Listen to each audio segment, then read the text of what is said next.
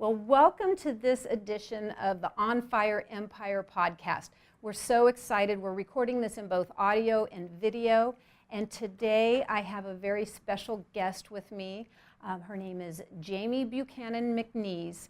And we're talking about the journey through cancer. Jami, thank you for being here. I'm so thrilled that you're here. Thank you, and my pleasure. Let me brag on you for just a minute. So we've got Jami's book here. Jami wrote this fantastic, this is really good. This is a fantastic book. Her book is called Beautiful Cancer. And we're going to talk about some of the concepts that you introduced in the book today. And you wrote this book around, was it 2016, 2017? 2 years ago. So, yeah, around No, actually 1 year ago, now that I think of it.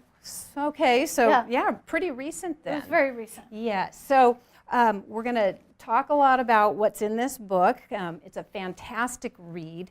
And also, Jami was recently featured and did a fantastic TED Talk for TEDx Temecula here locally. And at the end of the show, we're going to link to the show notes. So let's get started. You ready, Jami? Yes. All right, so reading your book, Beautiful Cancer, it was a really different take and positive outlook on how you approached a cancer diagnosis. And first of all, it is one of my favorites, and for sure that's going on our resource list. And again, we're going to link to that as well. But let's kind of kick it off. In Beautiful Cancer, and please describe a little bit of, if you'll share a little bit about the cancer journey and your diagnosis. But you talked about relabeling cancer and what it means. So will you share a little bit about the relabeling process and why you thought that was important, and then your background, of course? Yeah. So, I like to say that it started with one weird symptom. And the symptom was just weird enough, I needed to see a doctor. So very quickly, I saw my doctor, he referred me to a specialist, and I referred to Dr. Google. And so in my simple research of this weird symptom, I recognized that the odds were very high that I had cancer. And so as I was going through the process of testing and just CT scans and things like that, the closer it got to, okay, they're going to tell me what this is, my heart just knew I had cancer. And so I was in my car driving to that appointment and having that realization of, Jami, you have cancer. The next thought was, now what? And I like to say that I'm a book nerd. And in that moment, some of the greatest books and some of my favorite authors spoke to me or spoke back to me in that moment. So Sheryl Sandberg, Love her. Okay, so her voice said, Love her. Jami, lean in. And I thought, I don't know what that means about cancer, but I could do that. And then Oprah Winfrey, immediately I heard, Jami, embrace cancer. And I thought, okay, that sounds really different. And then finally, the last voice that I heard was Pema Chodron. And she teaches that everything in life is a lesson. And so I thought, okay, this is going to be this great lesson experience. So I walked into the doctor's, and within 30 minutes, she diagnosed me with cancer. And instead of walking out of that office just in shock, I walked out doing okay, let's roll. We got this. And so that was the beginning of that process. And then moving through that process, it was actually, I became very specific about the words I was willing to use. A lot of people fight cancer and battle cancer. I'm not a good fighter. And so I decided that I needed to find words that I knew that I could win and that I could achieve. So I referred to it as a journey and as an experience, and eventually I began referring to it as an adventure.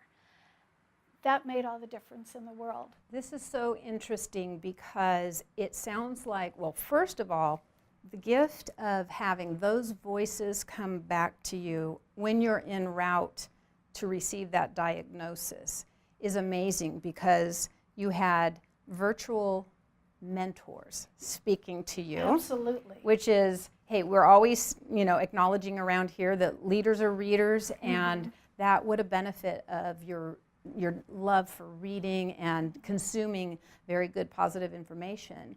But the second piece of that is it sounds like you were able to do something that a lot of people, it takes a lot of life work and conscious living to learn how to identify words and their significance and how they make you feel, and then be self-aware enough to say, that won't work for me. And it sounds like that's exactly what you did. Yes, and as the journey progressed, so first there was just the diagnosis, you have cancer, and then as it progressed, it was, my doctor referred to my cancer as angry and aggressive.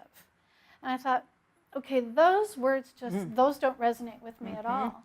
And so when I revealed to my community that I had cancer, I actually used that phrase, angry and aggressive doesn't resonate with me, but overachiever, ambitious, and outgoing do. And so that's how I put that kind of description to my cancer. And that just made it fun. A cancer that was an overachiever sounded much better than angry and aggressive. Well, it sounds like you were taking your power back from cancer, not allowing it to be more than it needed to be. Well, that's fantastic. Well, you know, as you talk about that and how thoughtful you were in that initial approach, and it struck me, and I told you earlier on, as I read your book, you struck me as a very strategic thinker. Is that one of your strengths? I'd say it's a skill that has been acquired. And so I read a lot of self-help books, and then, or inspirational and motivational, I think is what we call it now. And I read a lot of business books, and any book related to business is going to talk about strategic planning and strategic thinking. And I came to a point, when you get diagnosed with cancer, you know, it didn't matter that I was, you know, embracing it and leaning into it. It was still a cancer diagnosis. And so there were multiple times during the day that it would hijack my thoughts. And I couldn't, I just couldn't afford for cancer to take over my life. And I was in I call it my busiest selling season. I'm a health insurance agent, and I have a season that lasts 2.5 months long where I generate the bulk of my commissions. So I needed to focus on that. That was the space that was taking place in. So you're in high season when this is kicking off. Totally, yes. It's like, seriously, come on. And exactly. So I'd be having, I work from home, and I'd be in my office, and I'd be having a conversation with somebody about their health insurance, and then there would just be this voice of, Jami, geez, you have cancer. And this was happening too often. So I thought, I need to control this uncontrollable thing.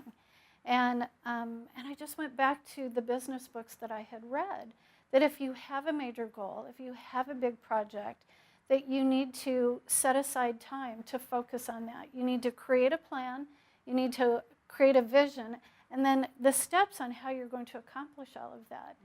And so I thought, well, you know, it couldn't hurt. Why not try to apply that same thing to cancer? So what did that look like? So I called it my 5 minutes with cancer. Every morning before I would start my workday, I would, you know, get dressed, you know, hair, makeup, all of that. And then I would walk into my living room. And I would sit in a chair that no one ever sits in because it's fancy, schmancy chair. But this became my space to be with cancer every day. And so I would sit in that chair, and I would talk out loud as if cancer was in the room with me. And I would begin to articulate my fears. And things like I was afraid of losing my hair. So I would come up with a solution for what I would do if that happened. I was afraid of being nauseous. I hate to throw up. And so I would come up with solutions for that. And as I would articulate those fears and actually think through them, I could feel myself letting go. But then, of course, there were the fears of things that I didn't have solutions for. What if cancer takes me? Well, since I didn't have a solution, all I could do was turn that over to my Creator, to God. And being very conscious about that, it really was the feeling of, well, there's nothing I can do. take it over. It's all yours. And so this would last for about 5 minutes, and then I would be done, and I'd go, okay, Cancer, that's it. You've had all the time I can give you today. I need to get to work. I need to take care of other people. And so I really did. It was just like the burden, the thoughts, the nagging, it would go away. And if it would come back during the day, if it would start to sneak back up, then I could say, Cancer. And I mean, I would push away from my desk, and I just say, Cancer, this is not your time. We'll be together tomorrow morning. Oh, that's awesome. Phenomenal. And it might sound funny to people, but what I love about that is you have confronted the anxiety, and you're not letting it get in the driver's seat. It has its moment. Yeah. So how frequently would you do the 5 minutes with it was Cancer? every day. Every day? It was every day without fail, because I think, I would discover, even though I'd come up with solutions for some of the big things, those would still come back up. And Sure. when the diagnosis turned overachiever, then that brought a whole different set of issues. And so it was an ongoing process, and it was a daily process. One of the things that I realized is, and originally I attempted to, I call it free journaling, of just writing out my thoughts. But in my case, the thoughts were coming faster than I could free write. And so this, for me, sitting by myself, articulating out loud, that worked much better for me in that scenario. I love that, because you're figuring out what works for you and just putting some words to it. It's so interesting what you're doing in handling, managing, journeying through cancer, because as I read through your book, it occurred to me that so many of those concepts are applicable to really any challenge you're going through. Because so many of us, when there is the fears are coming in your 5-minute time, instead of allowing those fears to take over, it's kind of like what we call, I'm afraid there's a monster under the bed, right? And so with a monster being under the bed, we can stay in the bed and be afraid of it, or we can get a little courage and lift up the dust ruffle and look under there, and what do we discover? Just a bunch of dust bunnies most of the time, right? Yeah. But it sounds like you were looking under the bed, Yes. so to speak, Yeah. on a regular basis. And when all you're doing is thinking about what if, and not forming and creating the solution, then you're stuck in what if land. Yes. And I didn't want to be stuck. Again, this was a journey, and every journey is something that you're moving through. And so I wanted to move through cancer. I didn't want to get stuck. You go from now, instead of what if, it's and then what? And then what? And then Right. what? And I'll lose my hair. what's And next? then what? I'll get some wigs. And then what? And even when you didn't have the solution, still being able to turn it over, that it was a partial solution. And going back to what you said, in my case, the situation was cancer. But all of us, and guaranteed at some time in our lives, we're going to have a catastrophic life event. It might be health, but it might be our marriage, or it might be our financial security. It might be the loss of a job, even though we've been a hard worker all of our life. And those are catastrophic events, and I am in conversation with people in those situations on a regular basis. And so cancer is just one of those. Losing your good health is just one of those. So the things, you're right, the things I talk about apply to just about any catastrophic scenario. It's phenomenal. So that's why I think everybody needs to read this book, no matter what. Okay. Needs to read the book. So you talked about talking it out with cancer. We're going to come back around to the journal. Okay. Because I love what has resulted. This lady's got it dialed in, some good things going on. But you also talked about the importance of surrounding yourself with positive people, folks who would be your good inner circle to surround you and support you through the journey, and eradicating toxic people. And let's talk about your son for a moment. Poor Sam. He's I probably know. going to think, where are you going with this? But your son was your hero through this. But you had to have some what you call the come to Jesus moment with him on the toxicity. Yeah. Will you share that a little bit? So along with my 5 minutes every morning, I would create a peaceful environment. So I would play spa music. I would light a candle. And so all day long, I was in this, beautiful space that just brought me peace and helped keep me calm. And then at around 5:30 every evening, my 23-year-old macho, manly man, masculine son would bust in through the door, and you could just feel his energy. And it was angry, and it was aggressive, and it was hostile. And I recognized part of that was him, developing into a man. The other part was he had just been confronted with the fact that his mom had cancer, and he really didn't know how to process that. And but the just his manner was just so overwhelming. And this, occurred for a while, and eventually I just thought, okay, this is crazy. This has to stop. I'm in my happy place. I'm living in. I'm embracing. Cancer is wonderful. And then he comes home. So one night I said, son, I need you to sit down. We need to have a conversation. And I reminded him that my experience has been wonderful and very healing and peaceful. And but then I looked at him and I said, but you're so angry and aggressive, and I need you to reel that in. And if you can't, then I'm going to have to ask you to leave the house for a while and move someplace else until this is over. Wow. What a hard conversation to have. Yeah. But again, I'm not a fighter, but man, I was protective of this person I was trying to save. And so when I said to him, if I may have to ask you to leave for a while, I watched his shoulders just finally drop. And his voice got really quiet, and he said, "But Mom, I'm afraid." And then he couldn't finish the sentence. And I said, "You're afraid that I'm going to die?" And by this time he was crying, and he goes, "Yes, Mom." So just that experience to finally get to see him express his fear and see all of that anger and hostility drop was amazing. So we got to have a beautiful conversation where I said, I told him, my heart says this is not going to take me. I'm going to live a lot longer. This is not the end of my story. But if it is, I've already asked myself the question, did I live a good life? Would I die happy? And the answer to those are yes, I did. So Sam, it's okay. And then I was able to share with him, but Sam, this is amazing. This is a gift. This is an opportunity. I get to learn amazing things and have this amazing experience. And you live with me. It means you get to do this too. Yeah. So that's when we started calling it a cancer adventure.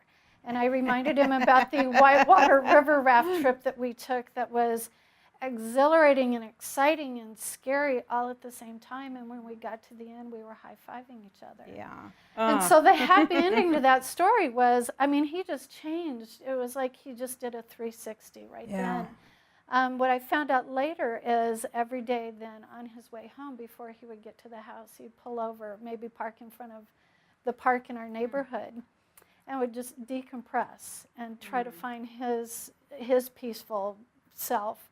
And then he would come in, and it was completely different when he would walk in the door. And he was 23 years old at this time? 23. Wow. And that is a pretty, that's a pretty big thing for a 23-year-old young man to figure out how to do that and give you that gift of calming himself down. Wow. And seriously, and he stepped up. I was just going to have an outpatient surgery to remove the tumor, and because of technology, there wouldn't even be stitches or anything. And you were thinking that would be it? Awesome. I'll be home by lunchtime. I'll take a nap. Everything will be normal. And that wasn't the case. That's when they discovered that the cancer was angry and aggressive. And so I was sent home. They installed chemo into my bladder after they had removed the tumor and sent me home with a catheter and attached to bags. And I was, Oh my goodness, that's... I was totally loaded. I didn't know my up from my down. Geez. And so that is a bad combo. I know. So my son had to get me in the house and get me in bed and, pull out a nightgown for me. And then he had to check on me multiple times that day.